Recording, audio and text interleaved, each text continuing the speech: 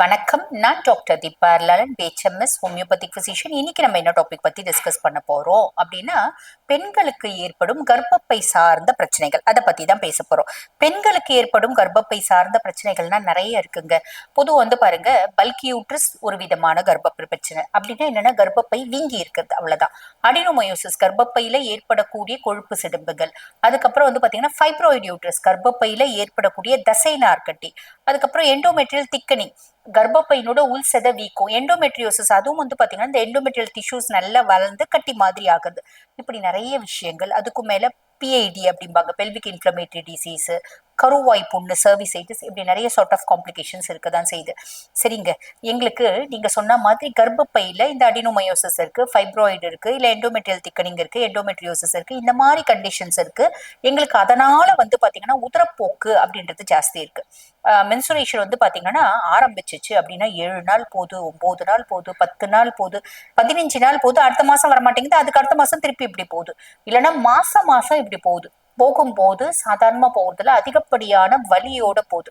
இப்படி நிறைய விஷயம் நீங்க சொல்றீங்க அப்படின்னா, ஃபர்ஸ்ட் விஷயம் நீங்க என்ன பண்ணுங்க, ஒரு டாக்டரை போய் பார்த்து ஸ்கேன் எடுக்கணும். ஸ்கேன் எடுத்து உங்களுக்கு நான் சொன்னதுல என்ன மாதிரி காம்ப்ளிகேஷன் இருக்கு, டயக்னோசிஸ் என்ன பண்றாங்க, உங்களுக்கு என்ன நோய் அப்படின்றத கண்டுபிடிக்கிறாங்க, அதை ஃபர்ஸ்ட் பாத்துக்கோங்க. பார்த்துட்டு, ஏன்னா நம்ம சொல்லக்கூடிய உணவு முறைகள் நம்ம ஃபாலோ பண்ணோம் இல்லைங்களா, அப்ப பார்த்துட்டு, இப்ப உதாரணத்துக்கு ஃபைப்ராய்டு இருக்கு, அடினோமயோசிஸ் இருக்கு, எண்டோமெட்ரியோசிஸ் இருக்கு, எண்டோமெட்ரியல் திக்கனிங் இருக்கு, பல்கி யூட்ரஸ் இருக்கு, என்ன மாதிரி உணவு முறைகள் ஃபாலோ பண்ணும். மொதல் விஷயம் பாருங்க, நீங்க அதிகப்படியான மன உளைச்சல் இருக்கீங்களா, தயவு செஞ்சு அதை கம்மி பண்ணுங்க. அதிகப்படியான மன உளைச்சல் ஹார்மோனல் பிளக்சுவேஷனை கச்சா முச்சான் பிளக்சுவேட் பண்ணும். ஹார்மோன் பயங்கரமா பிளக்சுவேட் ஆகுது அப்படின்னும் போது இந்த பிரச்சனைக்கு தீர்வு அப்படின்றதே இருக்காது. இன்சுலின் எதிர்ப்பு தன்மையை கம்மி பண்ணும். இன்சுலின் எதிர்ப்பு தன்மை எப்படி கம்மி பண்ணும், நிறைய ஸ்வீட்ஸ், சுகர் எடுக்கிறத கம்மி பண்ணிடுங்க. என்ன பண்ணணும், காய்கறிகள் நிறைய எடுக்கணும். நாங்க இனிப்பே சாப்பிட மாட்டோங்க, ஆனாலும் இன்சுலின் எதிர்ப்பு தன்மை இருக்கு அப்படின்னு சொல்றாங்கன்னா, மாவு சத்து நம்ம நிறைய சாப்பிட்றோம் அப்படின்னு அர்த்தம். மாவு சத்தை கம்மி பண்ணி நார் சத்து நிறைய எடுக்கணும். அதுக்கு எளிமையான விஷயம் என்ன தெரியுமாங்க, காலையில மத்தியானம் நைட்டு 3 நேரமும் என்ன வேணா சாப்பிடுங்க. 3 நேரமும் இவ்வளவு பெரிய பவுல்ல வெஜிடபிள்ஸ் அப்படின்றத எடுத்துக்கோங்க. செடன்டரி லைஃப் ஸ்டைல் அப்படின்றது வேண்டாம். செடன்டரி லைஃப் ஸ்டைல நான் உட்காந்தியே வேலை செய்யுது, நான் வேலையை செய்ய மாட்டேன், நான் காலையில இருந்து நைட் வரைக்கும் என் மூளைக்கு தான் வேலை, என் உடம்புக்கு பெருசா வேலை இல்லை. அந்த மாதிரி விஷயங்களை மாத்திக்கோங்க. உடல் சார்ந்த உழைப்பு அப்படின்றது கண்டிப்பா இருக்கணும். முடியும் அப்படின்னா சின்ன சின்ன யோகாஸ், எக்ஸசைஸ் இதெல்லாம் ஃபாலோ பண்ணிக்கலாம். புரியுதா? இப்ப நாங்களே பாத்தீங்கன்னா ஆன்லைன்ல யோகா எல்லாம் சொல்லி கொடுக்குறோம். வேணுன்றவங்க எங்களை காண்டாக்ட் பண்ணலாம்.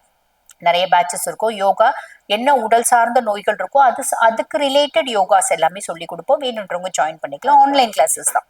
ஓகேங்களா? ஸோ அந்த மாதிரி யோகா, உடற்பயிற்சி இதெல்லாம் செய்யுங்க. கூட பாத்தீங்கன்னா சில பல விஷயங்கள் ஃபாலோ பண்ணும். என்ன அப்படின்னா, நிறைய கொழுப்பு வஸ்துக்கள் அப்படின்றத அவாய்ட் பண்ணிடுங்க. ஒரு நாளைக்கு 4 டீஸ்பூன் எண்ணெய், அது நாங்க நெய் தாங்க சாப்பிடுவோம், சாப்பிடுங்க. எண்ணெய் அதிகப்படியான எண்ணெய் அப்படின்றது வேண்டாம். நான்வெஜ் நிறைய எடுக்கிறது வேண்டாம். நான்வெஜ்லயே பாத்தீங்கன்னா கொழுப்பு நிறைஞ்சது எது அப்படின்னா, நம்ம பாருங்க, கொழுப்பு கம்மியா இருக்கிறது. நான்வெஜ்ல எல்லாமே கொழுப்பு நிறைஞ்சதுதான். கொழுப்பு கம்மியா இருக்கிறது அப்படின்னு சொல்லும் போது நம்ம மீன் எடுத்துக்கலாம், முட்டையினோட வெள்ளை எடுத்துக்கலாம். அப்ப வாரத்துல 2 நாள் மீன் எடுத்துக்கலாம், முட்டையினோட வெள்ளை எடுத்துக்கலாம். இல்லைங்க எங்களுக்கு நான்வெஜ்ஜே வேணாம்னு தோணுது, ரொம்ப சந்தோஷம், அவாய்ட் பண்ணிடுங்க. முட்டையினோட வெள்ளை மட்டும் எடுத்துக்கோங்க. அதுவும் வேண்டாங்க, ரொம்ப சந்தோஷம், அவாய்ட் பண்ணிடலாம். அதுக்கும் மேல பாருங்க, உஷ்ணமான வஸ்துக்கள் அப்படின்றத அவாய்ட் பண்ணிடுங்க. கத்திரிக்காய், கருவாடு, கோழிக்கறி அவாய்ட் பண்ணிடுங்க. அதே மாதிரி பாருங்க, பழத்துல பப்பாளி பழம், பைனாப்பிள், பலாசொலை, மாங்காய், மாம்பழம் அவாய்ட் பண்ணிடுங்க. இதெல்லாம் அவாய்ட் பண்ணிடுங்க. ஒரு நாளைக்கு 3 லிட்டர் தண்ணி கம்பல்சரி குடிங்க. ஸ்ட்ரெஸ் வேண்டாம், நல்லா தூங்குங்க. உடம்பு நல்ல வெயிட் இருக்கீங்க அப்படின்னா உடம்பு வெயிட் குறைச்சிடுங்க. கூட ஃபாலோ பண்ண வேண்டியது என்ன அப்படின்னா, வெள்ளை பூசணிக்காய் இருக்கு பார்த்தீங்களா, அந்த வெள்ளை பூசணிக்காய் வாங்கிக்கோங்க. அது பாருங்க, தோல் சீவிட்டு நல்ல இவ்வளவே ஒரு பெரிய பெத்தை, இது ஜூஸா குடிக்கலாம். ஆனா ஜூஸா குடிக்கிறீங்க அப்படின் போது நிறைய பேருக்கு கூலிங் ஆகுது அப்படின்ற ஒரு கம்ப்ளைண்ட் கொடுக்குறாங்க, சொல்றாங்க. எங்களுக்கு உடம்பு சூட்டு உடம்பு தாங்க, அப்ப பிரச்சனை இல்லை, நீங்க ஜூஸாவே குடிக்கலாம். இவ்வளவு பெரிய பெத்தை தோல் சீவிட்டு உள்ள கொட்டையோடவே அடிச்சுக்கலாம்.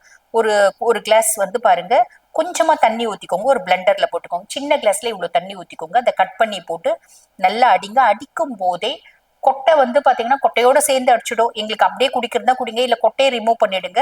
அந்த பல்ப்பை மட்டும் போட்டு அடிக்கும் போதே பாத்தீங்கன்னா இவ்வளவு சீரகம் போட்டுக்கோங்க, இவ்வளவு மஞ்சத்தூள் போட்டுக்கோங்க, ஒரு சிட்டிக்க மிளகு போட்டுக்கோங்க. உங்களுக்கு கூலிங் ஆகாது. ஓகேங்களா? அதை நல்லா அடிச்சு கொஞ்சம் மோரும் போட்டுக்கோங்க, உப்பு போட்டு நல்லா நல்லா குடிக்கிறதுக்கு ரொம்பவே டேஸ்டா இருக்கும். பூசணிக்காய் குடிக்கிறோம், இது நல்லா இருக்காது அப்படின்லாம் இல்லை. இந்த மாதிரி நீங்க கொஞ்சம் வேணும்னா சீரகம் தூள் நிறைய கூட போட்டுக்கோங்க. அதை நீங்க குடிக்கிறீங்க அப்படின்னா நல்ல குடிக்கிறதுக்கும் நல்லா இருக்கும். அட் த சேம் டைம் கர்ப்பப்பை சார்ந்த பிரச்சனைகளுக்கு ஒரு பெரும் தீர்வாகவும் அமையும். இது இந்த ஜூஸ் வந்து நம்ம ரெகுலரா குடிக்கணும். ஏறக்குறைய ஒரு 21 days ரெகுலரா குடிங்க. இல்லைங்க எங்களுக்கு ஈரம் காக்குது அப்படின்னா ரொம்ப சிம்பிள். நம்ம என்ன பண்ணலாம் அப்படின்னா ஜூஸா குடிக்க வேண்டாம். டெய்லியே வந்து நல்ல இவ்வளவு பெரிய பெத்த பூசணிக்காய் சாம்பார், கூட்டு, பொரியல் இந்த மாதிரி செஞ்சு சாப்பிடுங்க. செய்யும் போது கொஞ்சம் மஞ்சத்தூள் சேர்த்து போட்டுக்கோங்க, ஈராகாது. இப்படி ஃபாலோ பண்றீங்க அப்படின்னா இந்த கர்ப்பப்பை சார்ந்த பிரச்சனைகள்னால இத்தனை கண்டிஷன் சொன்ன பார்த்தீங்களா, அதனால அதிகப்படியான வலி, அதிகப்படியான உதரப்போக்கு, எங்களுக்கு வந்து பாருங்க வயிறுல ஒரு டிஸ்கம்ஃபர்ட் இருக்கிறது, அந்த வலியிலயும் நிறைய விதமான வலிகள் அப்படின்றது இருக்கு. கூடவே வெள்ளப்படுறது, அந்த பிளட்டே வந்து பாருங்க அஃபென்சிவா ரொம்ப ஸ்மெல்லோட வருது. இப்படி நிறைய ஒரு காம்ப்ளிகேஷன்ஸ்க்கு ஒரு தீர்வா அமையும். கூட கண்டிப்பா வந்து பாருங்க நான் சொன்ன மாதிரி வாழ்வியல் மாற்றங்கள் நம்ம ஏற்படுத்தணும். கூட மருத்துவ ஹெல்ப் அப்படின்றத வச்சுக்கணும். மருத்துவ ஹெல்ப் அப்படின்னும் போது ஹோமியோபதி சிஸ்டம் அப்படின்றது ஒரு மிராக்குலஸான சிஸ்டம்ங்க. எவ்வளோ பெரிய காம்ப்ளிகேஷன்ஸா இருந்தாலும் கர்ப்பப்பையை எடுக்கணுமா, எடுத்துதான் ஆகணும், இதுதான் தீர்வு அப்படின்ற ஒரு நோய்களுக்கு கூட வந்து பாத்தீங்கன்னா ஹோமியோபதியில ஒரு பாலியேட்டிவ் தெரப்பி அப்படின்றது இருக்கதான் செய்யுது.